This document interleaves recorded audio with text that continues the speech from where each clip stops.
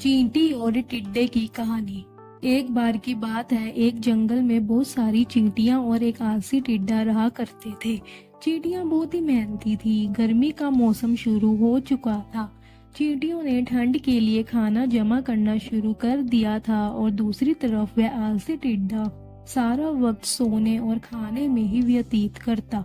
जब भी चींटियां खाना लेकर अपने घर की ओर जाया करती, तब टिड्डा हमेशा उनका मजाक उड़ाया करता और उनको कहा करता, तुम क्यों इतनी मेहनत कर रही हो? ये सब तो तुम बाद में भी जमा कर सकते हो। आओ मेरी तरह इस गर्मी के मौसम का आनंद लो। टिड्डा बस सारा वक्त गाने में या फिर धूप में ही बिताता। एक बार चींटी ने टिड्डे से पूछा, टिड्डे भाई, तुम सारा दिन आलस में ही पड़े रहते हो, थोड़ा ठंड के लिए खाना ही इकट्ठा कर लिया करो। टिड्डा बस यही कह के टालता रहता, अभी तो बहुत समय है, और फिर गाना गाने लग जाता।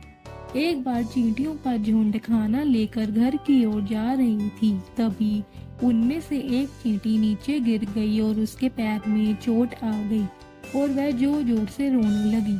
हे भगवान, अब मैं अपने घर तक कैसे जाऊंगी? टिड्डा ये सब देख रहा होता है। टिड्डा आलस होने के साथ साथ दूसरों की मदद भी कर दिया करता था।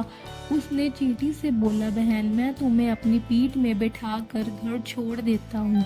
चींटी टिड्डा की पीठ पे बैठकर अपने घर चली जाती है और घर पहुंचने के बाद टिड्डे को धन्यवाद करती है और उसको सलाह देती है, टिड्डे भाई, आप भी ठंड के लिए खाना इकट्ठा कर लो। लेकिन वह फिर उन चींटियों का मजाक उड़ाने लगता है और वहां से चला जाता है। पतझड़ का मौसम शुरू हो जाता है। वो सारे पत्ते झड़ के नीचे गिरने लग जाते हैं, लेकिन उसे टिड्डे को फिर भी अक्ल नहीं आती। वह पेड़ में थोड़े बचे हुए हरे पत्ते से ही गुजारा कर लेता। ऐसे ही समय बीतता गया। ठंड का मौसम शुरू हो चुका था। सारी तरफ बर्फ ही बर्फ हो गई थी। सारे फल और पत्ते खत्म हो चुके थे। टिड्डे को अब कहीं भी कुछ खाने को नहीं मिल रहा था। कितने दिन उसको भूखा ही रहना पड़ा और अब टिड्डा बहुत ही ज्यादा कमजोर हो चुका था। टिड्डे को अब ये भी उम्मीद नहीं थी कि वह अब दोबारा गर्मी का मौसम देख पाएगा। उसको अचानक से चींटी का ख्याल आया और वह मदद के लिए चींटी के घर चला गया। जैसे ही चींटियों ने दरवाजा खोला तो टिड्डा उनसे माफी मांगते हुए बोला, मुझे अपनी गलती का एहसास है, कृपया करके मुझे अपने घर में थोड़ी रहने की जगह और कुछ खाने के लिए दे दो। चींटियों ने उसे मना कर दिया, लेकिन उसमें से एक चींटी वह भी थी जिसकी टिड्डे ने मदद करी थी। उस चींटी को याद आ गया और वह बाकी चींटियों से कहने लगी, ये वही टिड्डा है जिसने मेरी मदद की थी, हमें भी इसकी मदद करनी चाहिए। वह चींटी उस टिड्डे को कहती है, टिड्डे भाई, मैंने आपको पहले ही बोला था भोजन इकट्ठा करने के लिए, लेकिन आपने हमारा मजाक बनाया।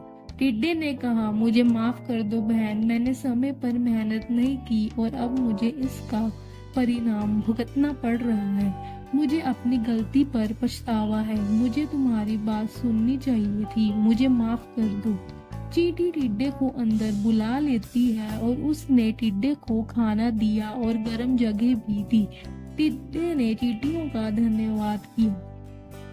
इस कहानी से हमें यही सीख मिलती है कि हमें कभी भी आलस नहीं करना चाहिए और हमें हमेशा अपने काम को मेहनत और लगन के साथ करना चाहिए।